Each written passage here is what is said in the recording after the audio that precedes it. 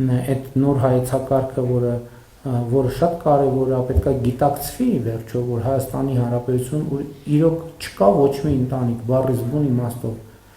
ոչ մի ընտանիք, այդ ընտանիքների թիվը 0 է, որ ինքը իր կարիքների համար ավելի շատ գումար է ծախսում, քան Հայաստանի Հանրապետության պետական բյուջեն։ Նույնիսկ ամենաունևոր ընտանիքների դեպքում սա 100% ճշմարտություն է։ Պետական բյուջեն է Հայաստանի Հանրապետության ցանկացած ընտանիքի բարեկեցության թիվ 1 աղբյուրը։ Եվ իմ համոզմունքը նաև այն է, եւ դա գնալով ավելի հիմնավորվում, որ Հայաստանի Հանրապետության յուրաքանչյուր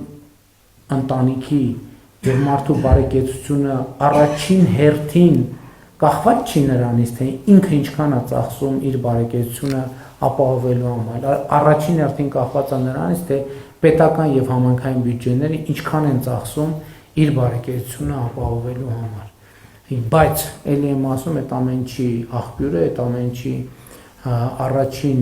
օպերատորը պետական եկամուտների կոմիտեն է եւ նրա աշխատողները, համակարգը, եւ ես ուրախ եմ արձանագրել, որ մենք գնում ենք կայացման ճանապարհով։ Մենք անթերի չենք։ Պետական եւ ոչ պետական համակարգում եւ Հայաստանի Հանրապետությունում չկա ոչ անձ, ոչ ինստիտուտ, ոչ կազմակերպություն, որը անթերի է։ Դա բացառված է եւ մենք չպետք է ձգտենք այս նպատակի։ Եթե մենք ձգտենք, որ մենք պետք է ունենանք անթերի մարդիկ, անթերի կառույցներ, այդ նշանակում է, որ մենք որոշել ենք կյանքը կանգնացնել, որովհետեւ ի վերջո զարգացումը նաեւ էվոլյուցիան մուտացիաների արդյունքում ձևավորված գործընթաց է։ Մենք խնդիրների հանդիպելիս արձանագրում ենք մեր թերությունները, բայց նաեւ աշխատում ենք այդ թերությունները վերացնելու ուղղությամբ եւ կարծում եմ, որ պետական եկամուտների կոմիտեն այդպիսի օրինակ է